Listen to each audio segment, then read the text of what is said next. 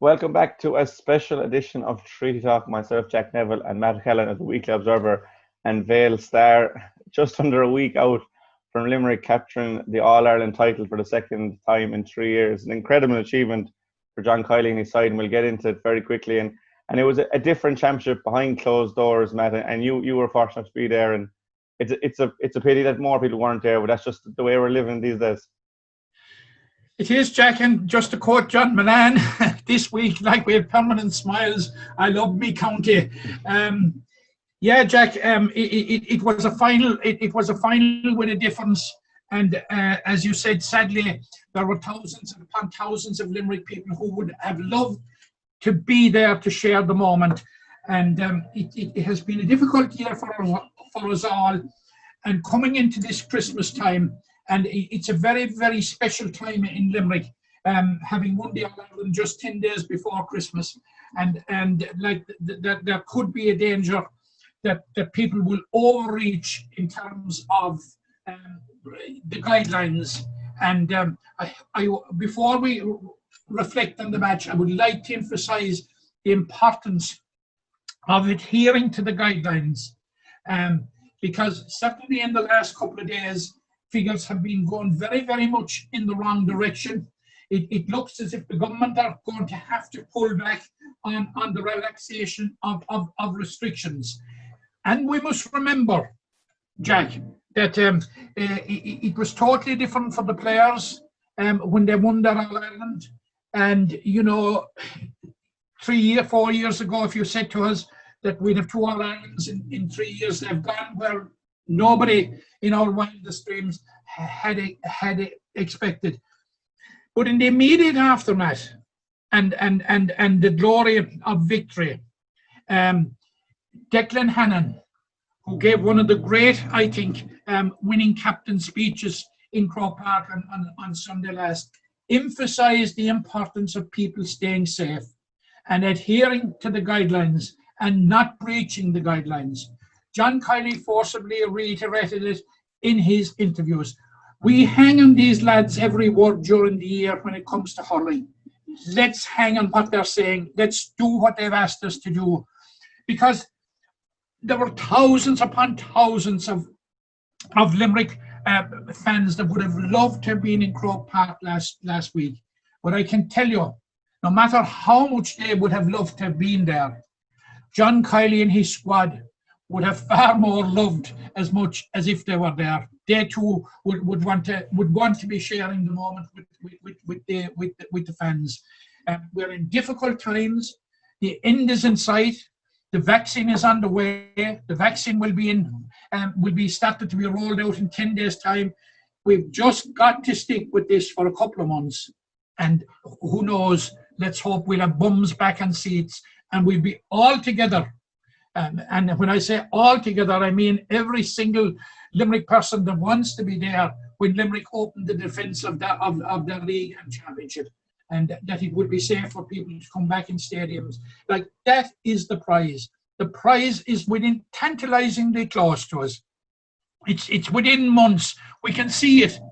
You know, the prize of getting rid of this pandemic and the prize of getting back and watching the sport we love. Yeah, definitely. That's something that we'll be keen on doing. And if John Kiely says to do something, the Limerick hurlers have shown that if you do what John Kiely says, that good things will come. So yeah, well, if John Kiely and Declan Hannon have said it, and like in their moment of euphoria, they were so rooted to the ground that they said it, and we should listen. Yeah, and hopefully that when Limerick, as you said, open up the defence of their All-Ireland next year, whenever that'll be, that we will be there to witness it in the flesh, like all times. But I don't know, Matt, if you said to me 3 years ago, what would be more crazy, that there'd be no one at an All-Ireland final, or that Limerick would be winning a second All-Ireland in 3 years? This team is just incredible. It's just incredible, Jack. They have pushed out the boundaries of what we even dreamt of. Like, but you see, it wasn't a great All-Ireland final. It wasn't a great All-Ireland final for a neutral, because of the dominance of Limerick and the performance that they put on. it was a one-sided performance. Now, Liam Carl said in his post-match interview that the scoreboard at the end didn't look pretty, and it didn't look pretty. And it possibly even flattered Waterford a little, like, because if you recall early in the game there, when that fantastic move that they created, that Limerick created, when Kyle Hayes had a blasted goal, Stephen O'Keefe saved it, and the follow-up from Keane Lynch, had that gone in, floodgates could have actually opened, Jack, because Limerick had a certain, at that stage, a certain element of dominance in the game that like John Kiely said after 40 seconds, he said the first 40 seconds set the tone of the game for him. And I think certainly, I was saying after 5 minutes that I thought that Limerick at that stage looked comfortable and that we were going to have a happy result, and that's how it transpired. And you know, like had Limerick got a goal, I think it would have made a massive difference. But if you look back and contrast Limerick's start in the All-Ireland final with that of their start in the All-Ireland semi-final against Galway, where they were a small bit sluggish, small bit sloppy in the opening exchanges, struggling a small bit to stay in touch, getting into Tom Morrissey with a couple of points to keep us there, and we suddenly got into the game. That was never likely to happen on Sunday. And like the fear you'd have was that you would have that type of situation again, that Limerick would be slow to start, Waterford might get a goal or two, although Fagan nearly got a goal in the second minute for Waterford. That was a screamer that he sent in, but look, that never, the fear that Waterford were going to draw clear in the first 10 or 15 minutes or build up a lead that would have to be dismantled. It was never really good. That was the only time that it came near, you know, really materializing. Limerick comfortably won the All-Ireland, like when you try to pick out, if you're asked where did Limerick win the All-Ireland, you know that there are 15 places they won the All-Ireland, aren't there? Now, all right, there was exceptional performances, like the performance of Garrod Hegarty, of course, you know, was there for everyone to see. Tom Morrissey, it must have been a close call on man of the match. Kyle Hayes, like, but all through this year, and we've spoken very little about him, Jack, is Dermot Burns. Dermot Burns has been Mr. Consistency over the 5 games. He's been absolutely superb over the 5 games. Excellent. You know, absolutely excellent. It was the Dermot Burns like that you know, that we know that you know, he absolutely magnificent. Declan Hannon, of course, again magnificent, leading from the front. You could go through 1 to 15. And we certainly will go through a few of the players. Probably some of the players aren't getting the credit they deserve, but just on that opening 40 seconds, because you were quick to references, and John Kiely referenced it straight after the game, you kind of saw everything good about Limerick within the first minute. I'm unsure of the Waterford player that comes out, but he hits, I think it's William O'Donoghue, he runs straight into our Tom Morrissey and he crumbles, and that's the strength of Limerick, the physicality, the intensity, and it pops out Tom Morrissey, and from the cutest of angle, fires over the bar, nonchalant, and you don't even blink because it's Tom Morrissey, and that's what he does. But in such a split second, you see everything that's good about Limerick. What's more impressive, or the equally impressive, Limerick's physicality, intensity, or the skill or the ability to match both? But it's the last thing you said, Jack. Like you can have a physical team, and then you know, some of them mightn't be able to strike a ball 5 yards. Like, but like they have a suite of skills without exception. They have a first touch. They have an appreciation of the use of the ball. Like we saw them several times there. The way Kyle Hayes used the ball out of the half-back line. Dermot Burns, Declan Hannon is fantastic at distributing the ball. Like, you know, they have the full hand. They have the full suite of skills. And like, you know, if you're another county and you're planning how do you stop these boys, like, you know, you have to look beyond the 15, as we've said so often. Like there are others, and I suppose that's part of the reason, Jack. You know, if if a fella isn't performing, like that there's somebody on the bench that will. Yeah, and it's just incredible to think that Peter Casey didn't start the semi-final and final, to have that luxury to not start Peter Casey, who starts for every other team in the country. Like, as you said, how do you prepare for firstly the 15 that you have to face, and then the likes of Casey, Pat Ryan, Adrian Breen, the lads coming on from the bench? Like, how do you prepare for it? Richie English, who's on the bench now, and like perish the thought when Mike Casey will have recovered, you know. Yeah. It's mind-boggling, that. It's something I want to touch on later on in the podcast, Matt. Just that I suppose headache, but a positive headache for John Kiely, that when all the boys come back and are fit, what's the plan? But just on John Kiely, he's just got the Midas touch. I mean, he made that phone call. I think it was the 2009 All Ireland semi-final. He made a phone call. He wanted to get involved, and just over 10 years later, he has transformed Limerick hurling. Absolutely, and he really got down to business very, very quick, and got down to business behind the scenes, learned his trade.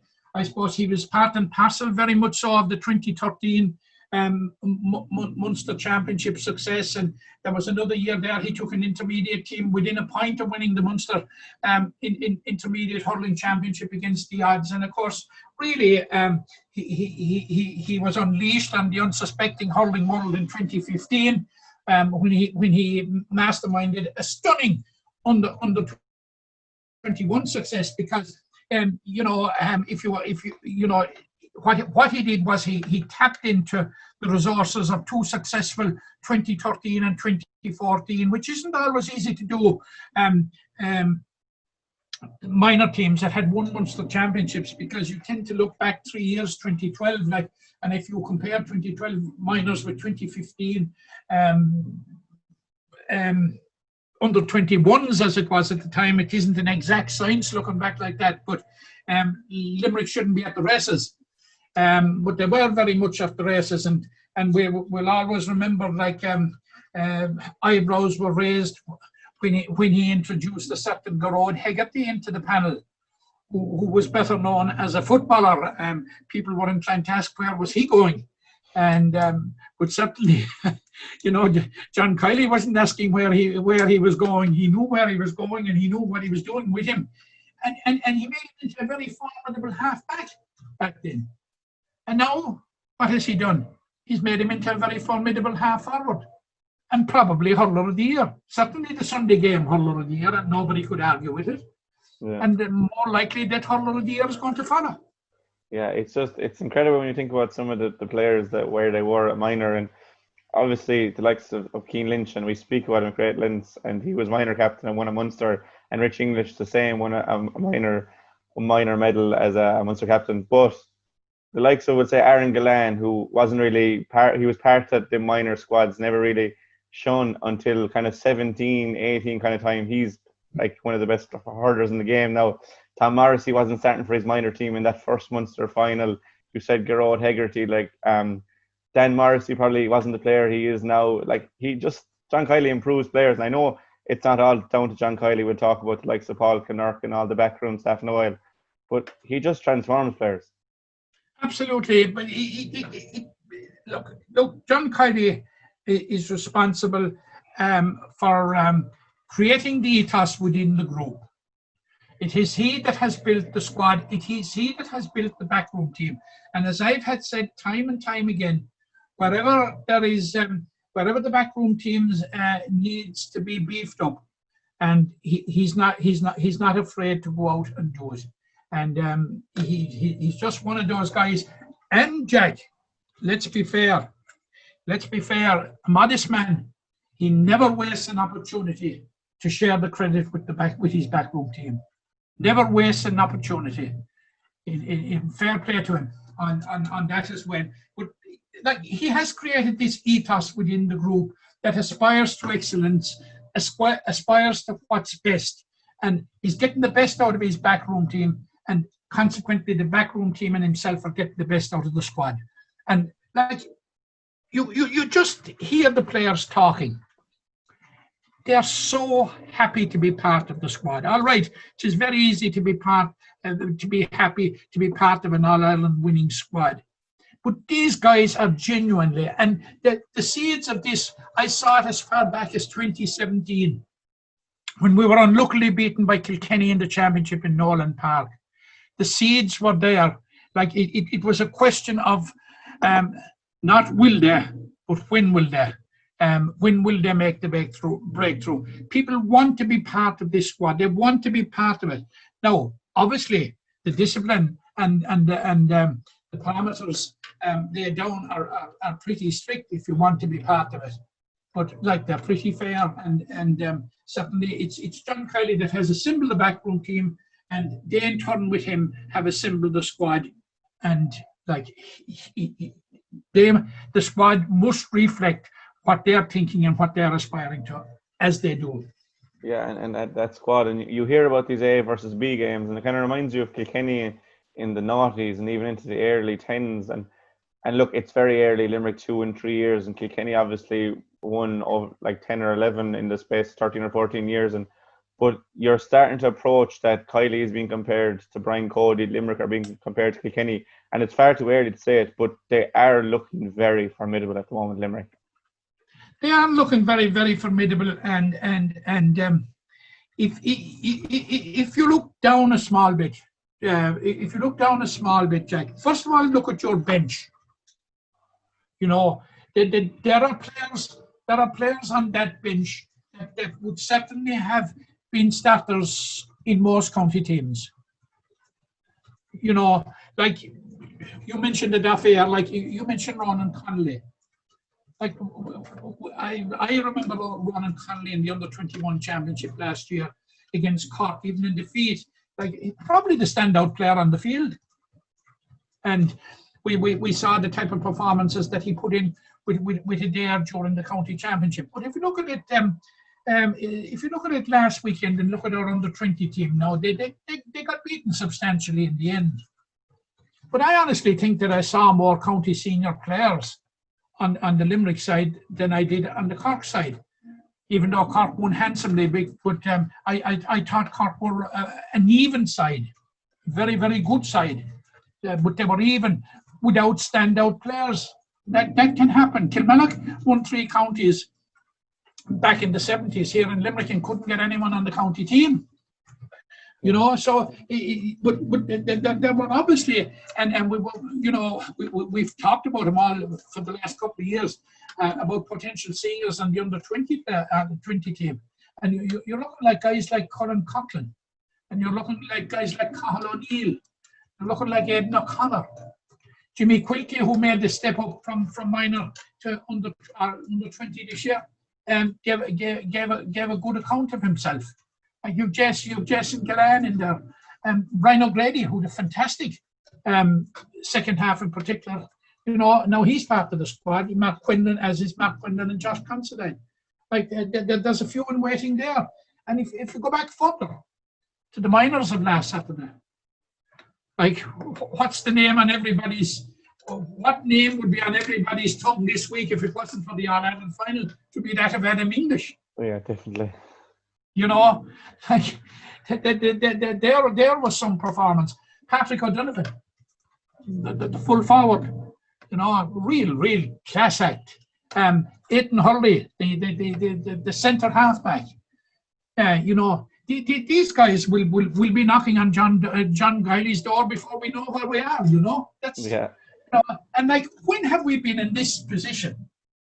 Like, we could conceivably be All-Ireland minor champions on Sunday evening, and I know we'll be talking county Munster Final champions on Sunday evening for a 4th time in 8 years. Like before this, we had only won 5 Munster championships, and it's like the buses you wait for one all day, and now that 4 of them could possibly come in 8 years. You know. Yeah, that production line is incredible, and I don't know who the exact men were involved with setting up that academy. Like, it's only a decade ago that we had a strike in Limerick, and look, we won't talk about the strike because there's no need at this stage. It's 10 years on. No. We're All-Ireland champions in 2 years, but one man that came onto the scene in that team, and I want to talk about him in great detail because he does not get the credit he deserves, and we spoke about him. It could have been last week or the week before, but Nicky Quaid will get his All-Star this year, and it's a long time overdue, but he, like Limerick, saved his best for last. And the thing with Nicky is you are never ever worried about a shot going in or a puck out or even a ball dropping in danger in the square. He's just cool, calm, collected. He's like a manager on the field. He is. He's a leader, but you see, I'll say it again at the risk of being repetitive. Nicky Quaid is the best outfield player we never had on Limerick, because he's an absolutely excellent outfield player. And you must remember, coming into 2010, 2011, Effin had never won. Small rural club out here in South Limerick, straddling the Cork border, had never won an adult competition, an adult county. And in the space of 2 years, there were Limerick Junior champions for the first time, Limerick Intermediate champions for the first time, Munster Club champions for the first time, only the second Limerick club to do it, and held their own at senior level for 4 years. It was the influence of Nicky Quaid, the Quaid brothers, led by Nicky, that brought all that about. Like, that's an open secret. Like, Nicky Quaid is a born leader, and not just a born leader on the field, but a born leader off the field as well. Because you go to see the facility that they have in the indoor facility that they have in Effin. It is second to none.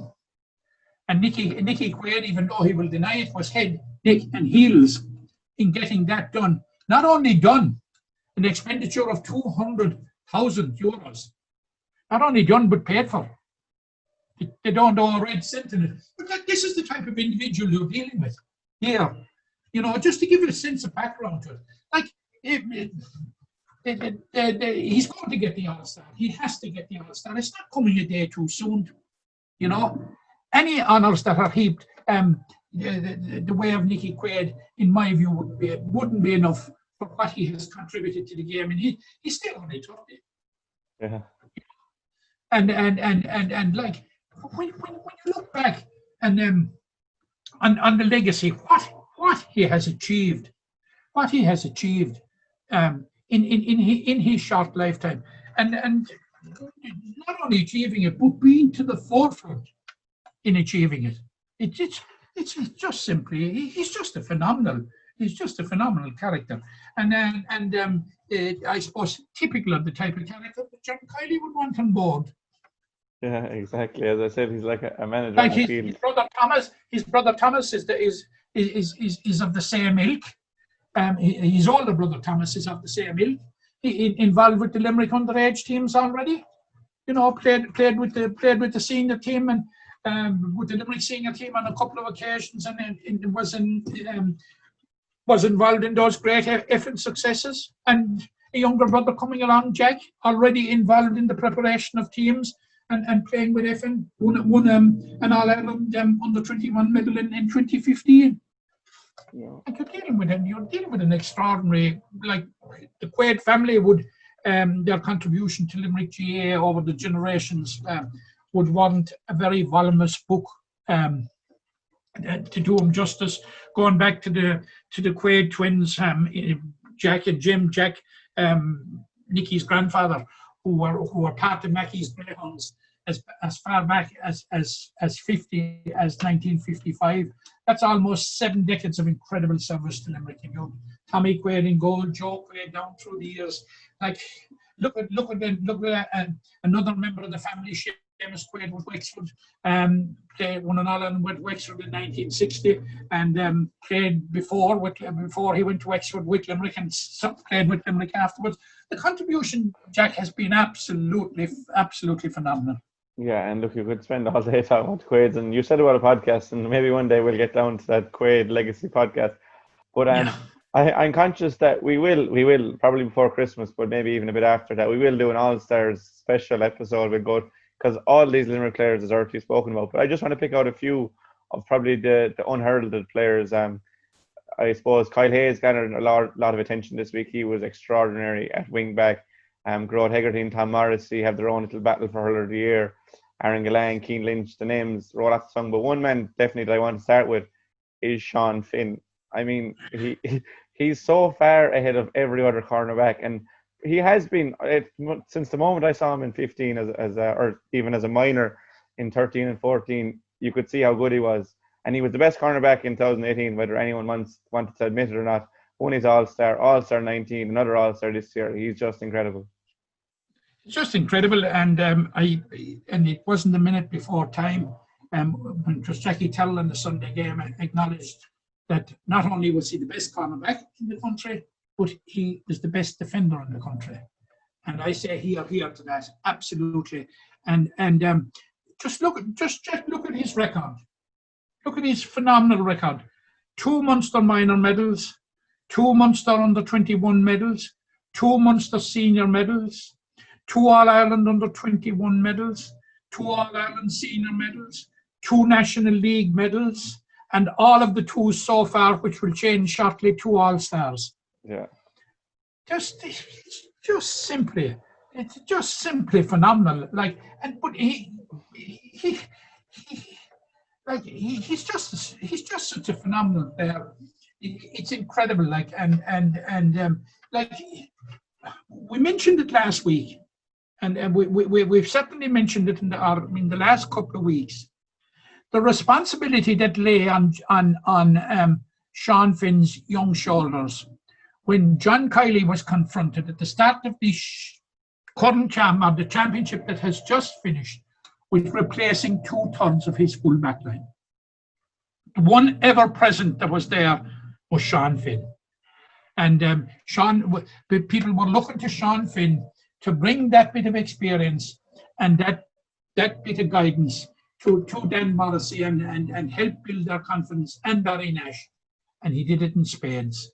That was a test he passed with absolute flying colours, which is just typical of the man. You just cannot have an array of silverware like he has, and being not just having it, but being such a critical part of it happening without being a special player. And he is a special player. Yeah. And we really should enjoy him. Oh, he's a special player, and I think anyone that follows me on Twitter would say that there's probably grounds for stalking that so much Sean Finn content on my timeline. But I suppose you mentioned them in passing as well, and there's 2 more lads in that full back line that need to get credit, and again, probably not as heralded as other teams, but you can start with Dan Morrissey or Barry Nash, but both have just adapted to their roles so well. One of them will definitely get an All-Star. Not sure, they probably all deserve All-Stars, but Barry Nash, a cornerback, he came on the scene as a corner forward. He's now an All-Star nominee cornerback. Dan Morrissey has the All-Star wingback, will be an All-Star fullback. It's just the transformation and adaptation that both those players have shown beside Sean Finn have to be noted as well. Absolutely, and I think we noted it. We noted it in the run-in here to the final that Barry Nash last week, where we were saying, apart from maybe a few uncertain moments in the first 15 minutes against Clare, Barry Nash has made that position his own. But here is the John Kiely thing again coming into it. We grew up, or we saw Barry Nash grow up at minor and under 21 level as being an outstanding forward and being an outstanding prospect as a senior forward. And we've seen John Kiely transform him from being, first of all, a forward to being a wing back, a very, very successful wing back. Very, very successful. In the first part of this year before the lockdown, I think Barry Nash scooped, if I'm correct, 2 Man in the Match awards between the league and between the Munster Senior League. And the transformation wasn't as great then when he had to be moved from wing back to cornerback as it would have. But it gives you a sense of how John Kiely can get players to reach their full potential, and his management. And I have no doubt Paul Kennard and those behind the team are involved in it as well. And the way they're able to shuffle the pack, as it were, around, move these players around, and move them around to great effect. Yeah, and just Dan Morrissey in the fullback as well has just been. Well, Dan Morrissey is a different individual, because Dan Morrissey in the early days, you must remember, struggled a bit to make a place on the Limerick senior squad. But Dan Morrissey stuck at it, Jack. Dan Morrissey stuck at it, and like we see now what it has meant, and like let's say Dan Morrissey came the hard road, you know, and all he's doing now is reaping reward for his talent, and above all his persistence, because he stuck at it. Like he was on the panel, he was off the panel in the early years of his senior career, but now he's nailed down and nailed down probably for a second All-Star in 3 years. Just another like exceptional, and I said it about a few players. Dan Morrissey, one of them, didn't put a foot wrong all year. You could say the same probably about Diarmaid Burns, Kyle Hayes, and as I said, we'll go into them when we come to All-Stars. But one man that probably didn't have his finest day in the Limerick shirt. He's been there through it all. He was here just for the strike. He's soldier with Limerick, finally got his hands on All-Ireland in 2018. And that was Graham Mulcahy. And he was quiet, definitely in terms of scoring. He didn't get on the scoreboard. His work rate was its usual, enormous self. But one man that I think it was kind of fitting that on his poorest day, Limerick cruised All-Ireland, when he carried Limerick over the line 18 with that goal and a point very late on when Limerick were really against the cosh. Graham Mulcahy gets his second All-Ireland, and he deserves so much more. And I think special mention must go to him just for the service he's given to Limerick. Yeah, absolutely tremendous service.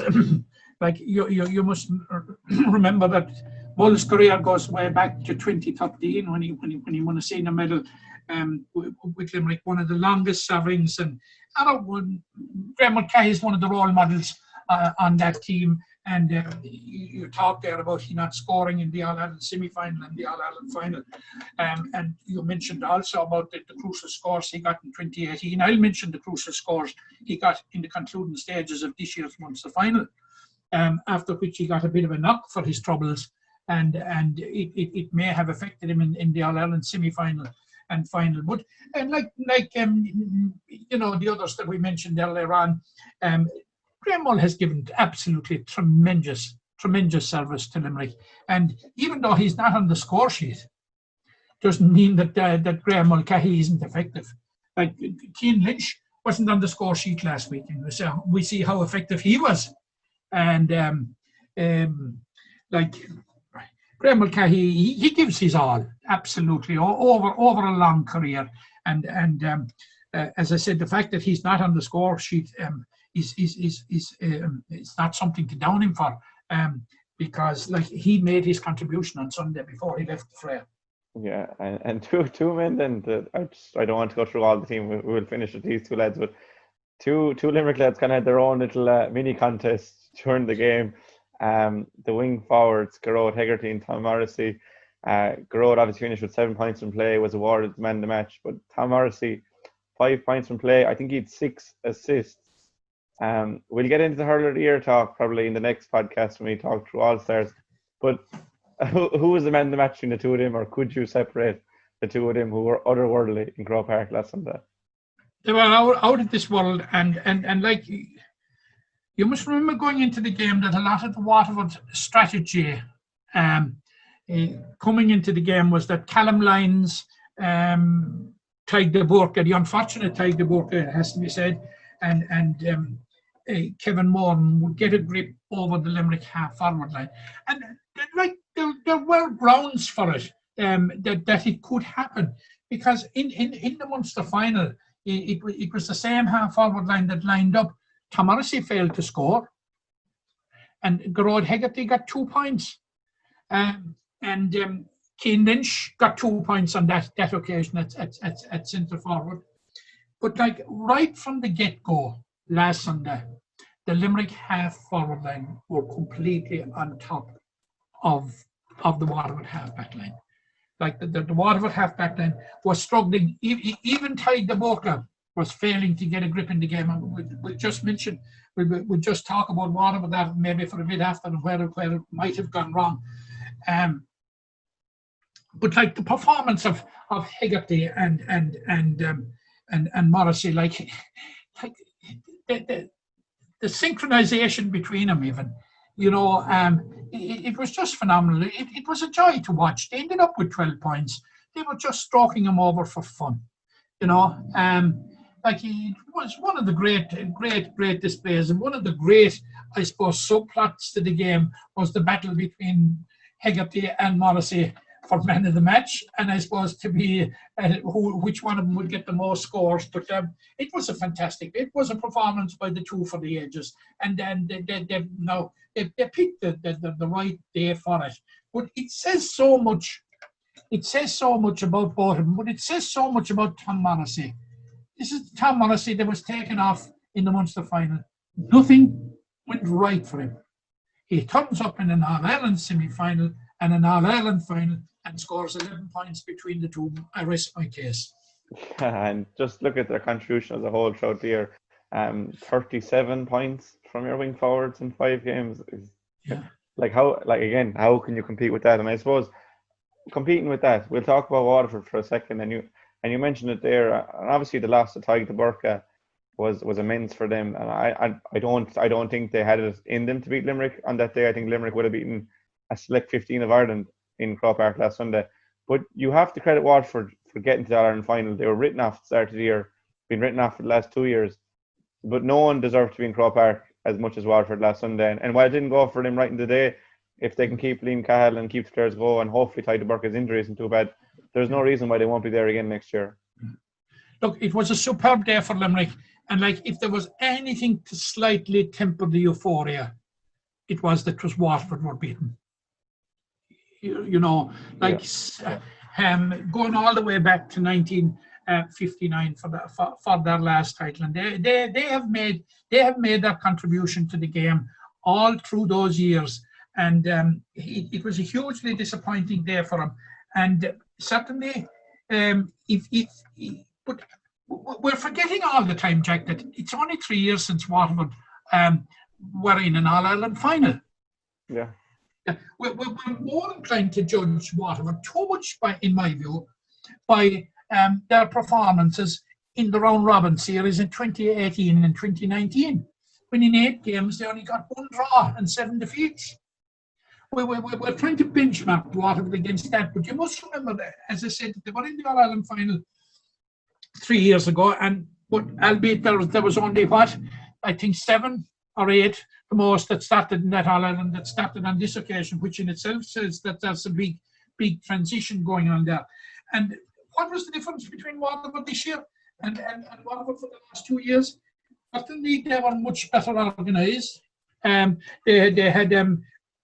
They had players that were brought in that stepped up to the mark. Now I saw Liam Cahill shifting a bit of criticism during the week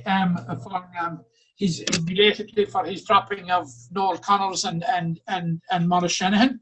I personally don't think it would have made that much of a difference were they around on Sunday. But you see. He also what Liam Cahill did was he was Tig de Burka came back and after a long injury and like all we can do is wish Tig de Burka the very, very best if he's facing another long layoff. And he had got Tig de Burka playing to his potential. He got Jamie Bannon playing to his potential on a consistent basis. And he had certainly getting the best out of Austin Gleeson again. And certainly he was getting the best out of Stephen Bennett. And but that didn't happen on Sunday, Jack. That didn't happen on Sunday. We had the unfortunate thing of the injury to Tig de Burka. But at that stage, Tig de Burka, 22 minutes in, had failed to impose himself on the game. Now he may have grown into the game. He failed to impose himself to the extent that he had done in the previous games that had brought him there. And that was down in no small measure, I would imagine, to the performance of Cian Lynch. Like we said about Cian Lynch not getting on the scoreboard, but the amount of work that Cian Lynch did, the shift he put in was in Croke Park last Sunday, I thought was massive, and it caused all sorts of problems. And for Waterford, like certainly Jamie Bannon, by his own standards, had a below par performance. And I still think that Waterford need to find a place, put him in it, and leave him there for Austin Gleeson. Yeah. He's playing he was playing all over the place. He ended up with 5 points, playing all over the place. One was from a free, one was from a superbly struck line ball, playing all over the place, but playing nowhere. If you know what my drift. I know what you mean there. It's a tricky one, but I think for Waterford, I just think they weren't allowed play by Limerick, and it's probably more of a credit to Limerick than it is something against. Well, Waterford. it is because the middle third is where they destroyed Kilkenny in the second half, and like the cat was out of the bag now that was going to be their launch pad, like, and certainly Limerick had taken the necessary steps to ensure that it wasn't going to happen. Yeah, and one place you don't want to be aiming for is that Limerick half-back line with Burns, Hannon and Hayes. But I suppose for a minute, Matt, we'll divulge away from the All-Ireland. We'll return to it there at the end. Yeah, but we've mentioned all the Limerick players, but don't forget the shift that Willem O'Donoghue and Dara Donovan put in as well. Yeah, look, we don't have the time. Some people won't be listening if we go through every single Limerick player. And Seamus Flanagan, of course. They'll all be mentioned next week as we go through potential All-Stars and hurler of the years. But before the All-Ireland, we'll say on Saturday, you had the two minor teams and the under-20s in action. We'll go through them. Obviously, we'll go to football for a minute. The minor footballers beat Waterford 2-12 to 1-5 on Saturday. Since then, their campaign has come to an end. They were beaten 4-20 to 1-10 by Clare on Wednesday evening. Now, I was at the football games. Clare were awesome on Wednesday, and they'll give Kerry a lot of it in the Munster Final. But just from a Limerick point of view, there was a few players that really shone.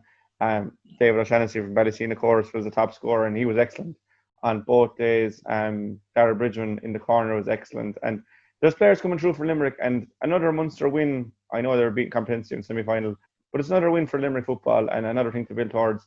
It's been a very successful 2020 for Limerick. It has, and Jack, wouldn't it have a lovely ring to it come next Tuesday night? And congratulations to Jonathan Hayes, our own Jonathan Hayes, who has been nominated to or have been appointed to referee the Munster Minor Football Final, and to Johnny Murphy, who is refereeing the under-21 hurling final on Wednesday night. But yeah, look, wouldn't it have a lovely ring to it in 2020 Munster Senior Football Champions, Tipperary Munster Minor Football Champions Clare? Yeah. It certainly would be a massive fill-up for the four weaker counties, as they like to be, as people like to describe them in Munster. Like, it certainly would be striking a blow for them. Now, Clare have been fierce impressive now. They've had a huge win in Thurles over Tipperary. Like, Tipperary were the one county, I suppose, at underage level that really seriously challenged in recent years the duopoly of Cork and Kerry. But it was obviously that Clare were coming with a very, very good side, and Limerick, I suppose, felt the brunt of it. But I suppose Limerick had a good win over Waterford, and it poses a serious question, very serious question about the state of football at underage level in Waterford, that they could be so far behind Limerick, who in turn were quite a bit behind Clare.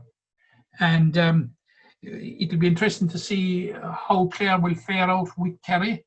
The expectation in Cork was that they had a good minor team. They came very, very close to beating Kerry. So that would suggest that Kerry possibly are a very strong minor team as well.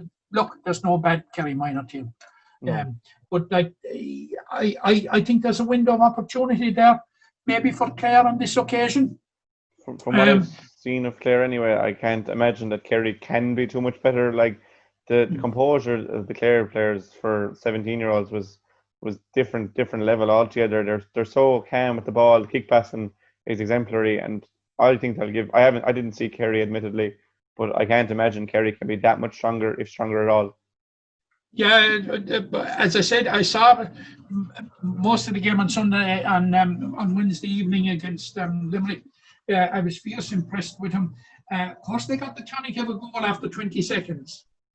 Yeah. That tends to, set the tone, and it tends to rock the opposition a bit. Like, it comes with that little caveat. I'm not so sure that Limerick were 3 goals and 10 points worse off than Clare. I wouldn't accept that for 1 minute from what I saw. But like Clare, they just put on a few scoring spurts and like really put the game out of Limerick's reach. But I agree with you. I think it's as good a Clare team that I've seen, and I think they're in with a right shout. And as you said, it would be a fillip for Limerick football, because we saw how indirectly, because we saw how close Limerick came to Tipperary. You know, Tipperary went on and won the Munster Final, and discount the All-Ireland semi-final against Mayo for the simple reason that Tipperary had 2 gilt-edged goal chances before Mayo got a goal, and had any one of them gone in, you could have seen a totally different game.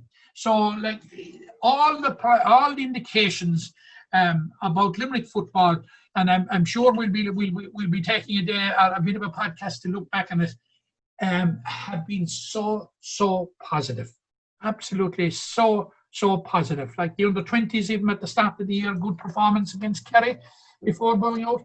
Like, everything has been positive in terms of Limerick football. 2 pieces of silverware on the sideboard. The McGrath Cup, and the Division 4 of the league. You know, full credit to Billy Lee, and like defying the odds on that one by beating Cork in the McGrath Cup, and then like, and Billy, as you will recall, was saying at the start of the year, like, that he wanted to turn Limerick into challengers at the top of Division 4.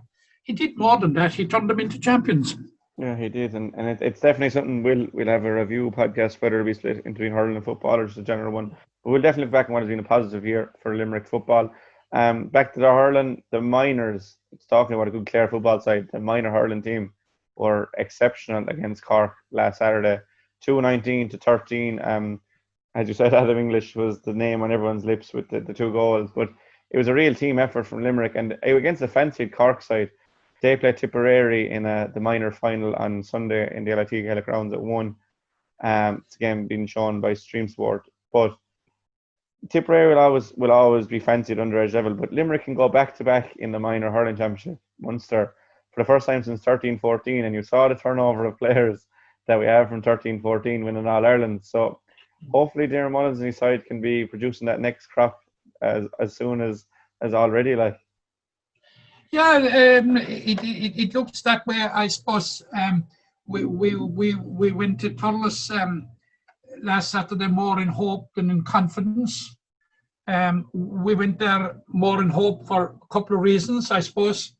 Number one, that on the age groups up along, that Cork had been the winners all through up along, and had been the forum team. They had a game under their belts. They had a convincing win over Clare. They had a high-powered backroom team led by Donald Cusick, and including Sean O'Halpine, Kieran Murphy, Tom Kenny. You know, they don't come more powerful than that. All the barometers were you know, indicating that it had to be, it was going to be a Cork win. But nobody told Dermot Mullins, obviously. Because him and his backroom team, including Andrew Shaughnessy, of course, they had other ideas, and like the discussion that we had in the press area on Saturday anyway was that they had their homework very carefully done on what they had seen Cork doing against Clare. And it proved to be very, very effective. Like the 2 goals by Adam English were absolutely critical, but at the same time they were actually spectacular in their execution. And like if you see your captain doing that at a crucial stage in the game, 2 or 3 minutes before the halftime whistle. I think it was actually coming up to the 30th minute when he struck twice in a minute with two classic goals. Like that lifts everything. And during the second half, Jack, there was rarely a doubt at any time that Limerick were going to win. Cork got a point immediately after half time, and you said, "Oh, here goes." The Cork revival is around the corner, but Limerick hit the next 6 points. Cork didn't score again in the third quarter until after the water break. And a very, very interesting statistic about the Cork team, and it is this. It's an unusual statistic for Cork teams, and I say why it happened in a minute. The 6 Cork forwards that lined out on Saturday against Limerick scored 1 point from play. That was in 30 seconds after the throw-in. Another Cork forward didn't raise a flag from play. The rest of the scores came from Brian Cunningham, got 8 points. Ben Cunningham, who's son of former goalkeeper Ger Cunningham, now Cork senior selector. He got 8 points from frees. 2 of the halfbacks got a point each. A midfielder got a point and a sub got a point. Like, for any Cork team, that is an absolutely paltry return. Yeah. Why did it happen, Jack? Exactly. I'll tell you why it happened. Because of the organisation, the discipline, and the doggedness of the Limerick defence. That's why it happened. Yeah, they were on top of the game. They were brilliant. Game. Absolutely brilliant. And Absolutely brilliant. And full credit to Dermot Mullins and his backroom team. And we saw something that I hadn't seen before. We saw a quadruple save. Yeah, from Thomas Lynch. Thomas Lynch. Yeah, he has to get special mention. He made a quadruple save, and I understand he plays most of his hurling out the field in normal circumstances. Yeah. Have we Nicky Quaid Mark II? You know, yeah. in that regard. But it was a quadruple save. The young fella, the full forward Howell, he was from Douglas, went in and he blasted a thunderbolt at him. He blocked it and blocked 3 rebounds, you know? Yeah. 3 follow-ups. Top level goalkeeping. He brought down a point. He brought down a ball that was going over the bar. Went up and grabbed it like. It's a super performance. I kind of went under the radar, and I remember watching. I kind of forgot about it now until you said it there. But obviously, look, Limerick will be going for back-to-back minors this Sunday against Tipperary. They will. Look, the statistic. Minor for Limerick was very, very bad from 1984 to 2013. We had a massive achievement if we won a match, as John Kiely mentioned about the seniors last Sunday in the matches, and getting to a Munster Final was nearly unheard of. It was all our Christmases coming together. But here are a team now. Here is a spell where we're contesting a 7th Munster Final in 8 years, and we're going for a 4th title in 8 years. Now, it's not going to be easy. Tipperary had a good win over Waterford. We beat Tipperary convincingly last year in the last round of the championship. It was a dead rubber game. I understand that Tipperary are physically very big, and we know all about physicality with our senior team. Even though Cork looked physically much stronger than Limerick did in the minor, but I believe that a green jersey tends to blend in with the background and make fellas look a little not as robust as maybe the opposition, you know. I hate to see the seniors if that's your thinking in real life. Yeah, well, you know, you've got an insight, you know, the big screen that's in Croke Park. And I think and I'm digressing now from the minors, but I'll come back. The big screen that is in Croke Park, where we can see the reaction replays and all what have you. But there was a shot of the Limerick team standing for the national anthem, and I said to myself, "My God, you know." They could have played rugby in Thomond Park afterwards against Ireland. These are beasts of men, and that's the way it is. But just talking to connections in Waterford who were at the game, I saw the game in the semi-final with Tipperary, said that they were physically strong, and most of them were up to the age. Yeah. So yeah, but look, Tipperary are going for a 41st Munster title. That doesn't happen by accident. Yeah, They are the kingpins of that. They're the masters of it. We haven't beat them in the Munster final since 1984, Jack, which is 36 years ago. Yeah. And I think Sunday's an ideal day to end that sequence. Yeah, Limerick have actually lost them. It was 15, 16 and 18 against Tipperary. So hopefully Mullins and his team can get one over on Tipperary this weekend. Last Saturday as well, the 20s played against Cork. That, as we mentioned before, we talked about it a bit. Limerick fell by, I think it was 13 points in the end in extra time.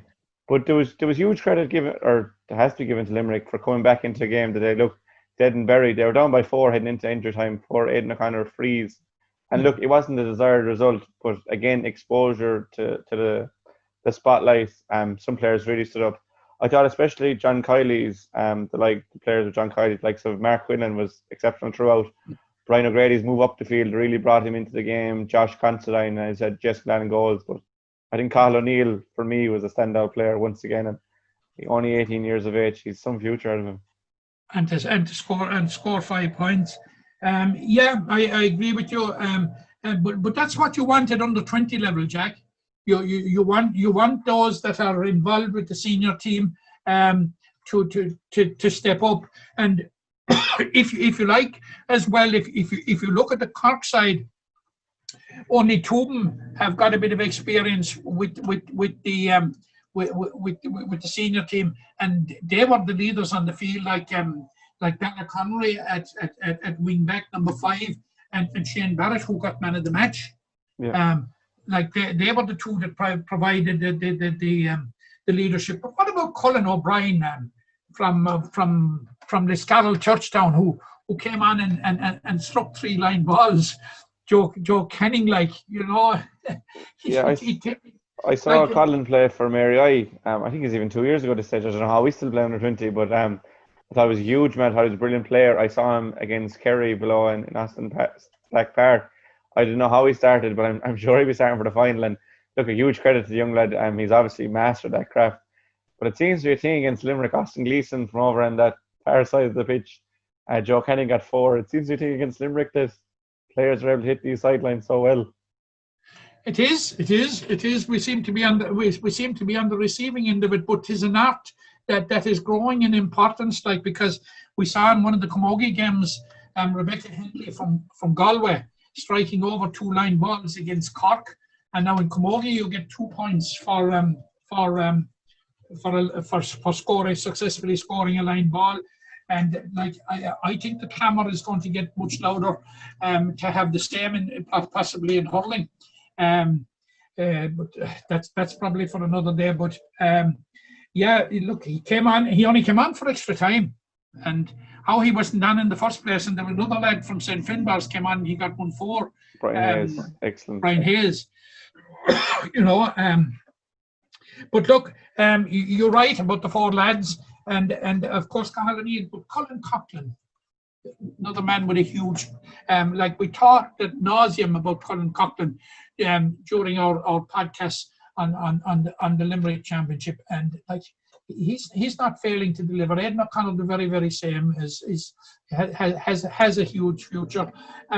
Wouldn't be surprised if that trio possibly could find their way into John Kiely's panel if he revises his panel for the forthcoming league, which will be starting in February. It would be very, very hard to, I suppose, overlook the claims of Cathal O'Neill. Very hard to overlook the claims of all 3, I would imagine. Yeah, it's hard to overlook, and look, it's good that we have these players coming through to challenge what is an already huge squad. But you saw what John Kiely did with Kyle Hayes in 2017. Kyle was a raw minor. He was captain of that team, obviously. He came in straight from the minor team, and John Kiely, in his first year, obviously nurtured him and looked at the player he is now. So if there's any man to take on these players, it is John Kiely. Oh, absolutely. In John Kiely we trust, Jack. Yeah, and look, I suppose we spoke ad nauseum about this Limerick team, and we'll talk about him for a long time coming. But I just wanted to finish with one stat that stuck out to me was the perfect season, essentially. 13 from 13. I think it was a Tipperary team in 1961, if I'm right, were the last team to go to win all their games, not go undefeated, but win each of their games. Now, I'm including the Munster Hurling League. There was 3 wins in that. There was 5 in the league, 3 in Munster and 2 in the All-Ireland series. Like, when we look at great teams in hurling... Just before you go from that, can I give you another statistic? Of course. Because I remember it well, and I'm given my age now, 1961. Matt Hassett was captain of that Tipperary team. That was the start of Tipperary winning 4 All-Ireland Senior Championships in 5 years. They won the All-Ireland in 62. They were beaten 11 points to 8 by Waterford in the Munster Final of 63. Waterford lost the final to Kiely by a goal on the day that Eddie Kerr scored 14 points. Tipperary came back to win the All-Ireland in 64 and 65. Well, hopefully Limerick can follow suit after a perfect season. But I suppose when we look back and great teams, and again, I'm going to put the Kilkenny connection there. You look at the 08 final, Kilkenny destroyed Waterford. Limerick destroyed Waterford, for want of a better word, in this final. Kilkenny never went unbeaten, even with all those great teams. It bodes well. And look, as I said earlier, this Limerick juggernaut doesn't really look like stopping them. We're so close to the 2021 season. It looks just so positive for Limerick going forward. Oh, it does, and really, we didn't expand a bit on John Kiely's backroom team, and John is never slow to acknowledge the impact that those that are around him are with, and particularly Paul Kinnock, must be one of the most successful coaches that the game has seen. Oh, yeah. With Clare and with Limerick, Paul Kinnock has come to the stage now where he has absolutely nothing to prove, and it looks as if the team work so well in tandem on and off the field as a group, and it looks that all they're doing is mirroring what is happening in the backroom team. Team is the key word, and like it's a backroom team, and like they were all acknowledged in Croke Park on Sunday when they all went up and had a lift, got their hands on the McCarthy Cup. Like there's 21 of them there and all. It seems big, but they all have a duty to do. They all play their part, and obviously they're all a cog in what is a very, very well-oiled wheel. Yeah, and I suppose I wanted to mention Paul Kinnock as well. Like that's his 3rd All-Ireland. He's 3 Munsters, a number of leagues, a number of under-21 All-Irelands and minor All-Irelands. And he's just an exceptional coach. But it's, as you said, it's the whole role, the backroom team. We had Caroline Currid back again this year. That's her 5th All-Ireland title. That's no joke. Like that's serious going. And look, who's to say that if she wasn't there in 19 that we would have beaten Kilkenny? But that's for another day. Look, we're All-Ireland champions for a 9th time. They don't come around very often, Matt, and it's been a different one, but we've certainly enjoyed it in our own unique ways. We certainly will enjoy it, and I have no doubt, and we started this podcast with an appeal to people to stick with the guidelines and stay safe for the next, particularly over Christmas, and for the next month or two, and we're going to see the rollout of the vaccine is going to start on Sunday week all over Europe, and the rollout of the vaccine is going to be the rollout of the road back to normality, and like it's a prize that we should cherish, and a prize that we should do everything to ensure that it happens sooner rather than later, because like the championship, the league is going to is provisionally at the moment penciled in to start in the second half of February. And, what a reception for Limerick to play a home league game in their opening game if crowds were allowed back. Now, that might be a bit premature, or limited crowds might be allowed back, but if we want to get back, if people want to get back and get their bums and seats and cheer on what is a unique Limerick hurling experience, and a unique team, a team for the ages, like over the next month or two, stay safe, stick to the guidelines, and we'll be all back to savor it together again. Yeah, and look, I echo those sentiments, Matt. And John Kiely has said that there will be homecoming. We'll be holding him to that, and please God, we can get a homecoming before that league. We can get a full house for the league, and we can welcome back our heroes, and that's what they are, heroes, one and all. And look, a special mention to the other heroes, the heroes in the front line. The finishing line is in sight. We're nearly there. Just another few weeks, as you said. Absolutely, the heroes on the front line, like it has all been said. That there isn't anything else to be said, but they have been absolutely, simply incredible, Jack. Absolutely incredible. And we hopefully next Friday, obviously, is Christmas Day when this usually comes out. We'll get an episode in, Matt, before Christmas Day. We'll hopefully have a minor championship win to look back on, and of course there's no end to the talk about Limerick hurling. But for now, wish you a happy Christmas. I hope you stay safe over the weekend, and the same to you, Jack, and all the listeners. And I hope people are finishing work now for the year. They can be with their families, and it'll be like lockdown again, and we can just be with the loved ones. But Limerick are All Ireland champions. It's Christmas. Yeah, Christmas be with their families, Jack, is the key word, and stop the partying just for 1 year. Like there's a greater prize out there than Christmas parties. Yeah, and hopefully we'll have an All Ireland to look forward to next year. But one thing is for sure, we don't know when Liam McCarthy is coming to Limerick as the trophy itself, but it's back in its home of Limerick, and I'll leave you with that. Thanks very much, Matt. You're welcome, Jack.